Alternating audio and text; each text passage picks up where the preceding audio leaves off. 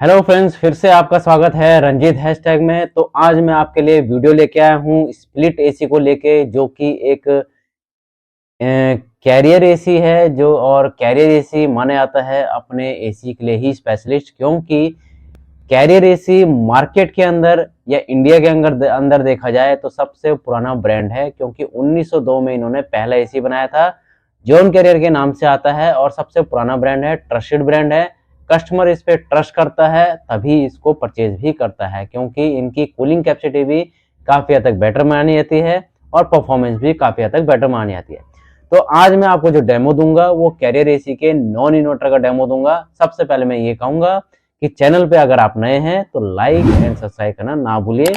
Demo काफ़ी useful रहेगी और अगर आप मार्केट में इस प्रोडक्ट्स को परचेस करने जा रहे हैं तो आपको इसके पहले से ही नॉलेज मैं आपको प्रॉपर तरीके से दे दूंगा। तो मॉडल स्टार्ट करते हैं डेमो कि सबसे पहला मॉडल है इसका ऑक्ट्रा डीएक्स। इसका मॉडल है जो कि 3 स्टार का फिक्स स्पीड एसी है और 1.5 टन का है। ठीक है जी।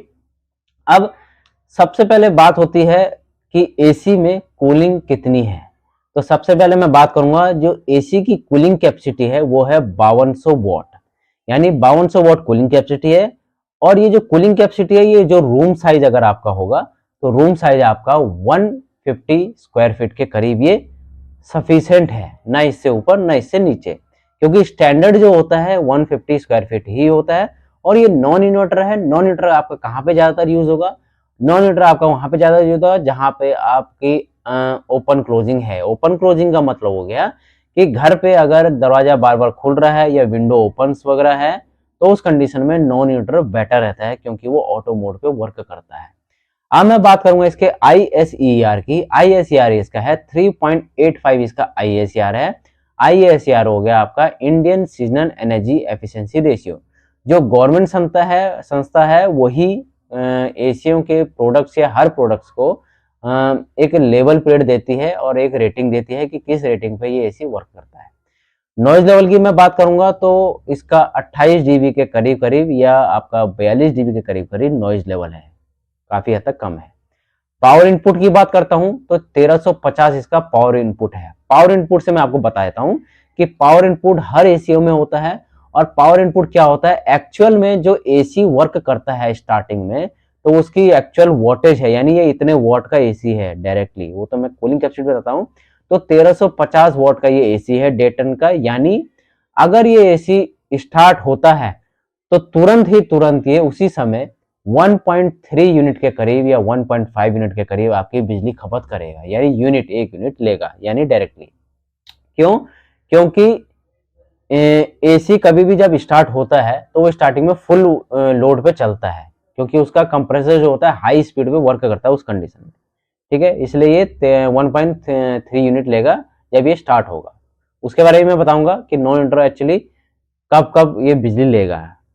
अब मैं बात करता हूँ यूनिट पर ईयर की। यूनिट पर ईयर इसका है 1045.04 यूनिट पर ईयर है, यानी एक साल की ये जो यूनिट ले रहा है 1045 यूनिट ले रहा है। यानी अगर एक साल भी लगातार इसको यूज करते हैं या 1 घंटा लगातार अगर ये एसी चलता है तो 1 यूनिट के करीब आप ये बिजली की खपत लेगा।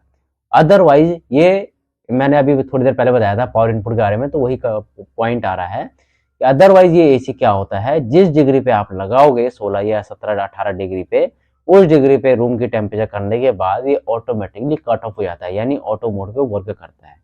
तो मैंने बोला था जैसे कि 1 घंटा ये लगातार चलने पे 1 यूनिट लेगा, पर ये 1 घंटा लगातार नहीं चलता है, क्योंकि जो एसी है आपका आधे घंटे से पहले पहले कूलिंग ये प्रॉपर कर देता है। ये इसका फायदा होता है, तो बिजली की भी सेविंग होती है यहाँ पे। अब इसके फीचर की बात करते हैं।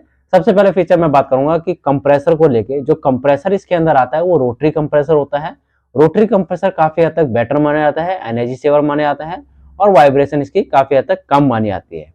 हाई एम्बियंट वर्किंग के साथ ये वर्क करता है, यानी हाई एम्बियंट वर्किंग यानी 52 डिग्री तक ये टेस्टेड है। यानी इसका जो कंप्रेसर होता है 52 डिग्री तक भी टेस्टेड है, यानी अगर बाहर का टेम्परेचर 52 डिग्री भी हो तो तभी भी ये ट्रिप नहीं करेगा। ये इसका फायदा होता है।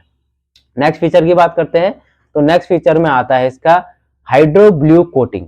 हाइड्रो ब्लू कोटिंग क्या है? हाइड्रो ब्लू कोटिंग एक स्पेशल कंडेंसर पे कोटिंग की जाती है जिसको blue fin anti corrosion coating भी बोलते हैं, but Carrier hydro blue coating के नाम से आती है बिकॉज इसका जो कंडेंसर होता है और जो कॉपर कॉइलिंग होती है जहां से कंडेंसर में राउंडिंग होती है, वहां पे भी स्पेशली इन्होंने एक कोटिंग की जाती है जिससे कि जो कॉपर कॉइल है वो कभी लीकेज नहीं होती है और ना ही रस्टिंग लगती है उसमें।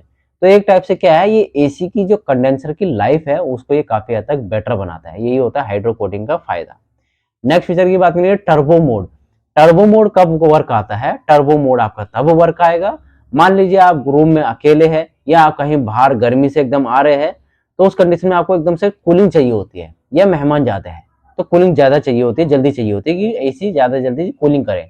तो टर्बो मोड लगाने पे ही क्या होगा, इसका कंप्रेसर हाई स्पीड पे चलेगा, फुल स्पीड पे, यानी 1350 वोल्ट पे फुल स्पीड पे एकदम चलेगा आरपीएम पे, और वहां पे तुरंत ये कूलिंग देगा, यानी जो कूलिंग आधे घंटे के अंदर करनी हो तो ये 5 मिनट के अंदर अंदर कूलिंग प्रोवाइड कर देगा। यही होता है टर्बो मोड का फायदा। अब बात करूंगा इसके डिस्प्ले की। हिडन डिस्प्ले के साथ आता है। डिस्प्ले में क्या होता है, एरर कोडिंग शो करते हैं, टेम्परेचर शो करते हैं, और कुछ भी एसी के अंदर प्रॉब्लम हो वो सब चीज यहीं पे शो करता है। ये हिडन डिस्प्ले का फायदा है। ठीक है जी। हिडन डिस्प्ले का ये भी फायदा है कि रात में अगर सो रहे हो तो ये क्या होता है, हिडन डिस्प्ले ये गायब हो जाता है इसका टेम्परेचर, यानी लगातार वहां पे जलता नहीं रहेगा हिडन डिस्प्ले, इसको इसलिए बोला जाता है। ठीक है। R32 गैस आ गया है। R32 गैस का मतलब क्या होता है, जो इसमें रेफ्रिजरेंट होती है वो R32 रेफ्रिजरेंट होती है, जो कि इको फ्रेंडली गैस होती है और ओजोन लेयर को हार्म कम करती है और एनर्जी सेविंग गैस भी इसको माना जाता है।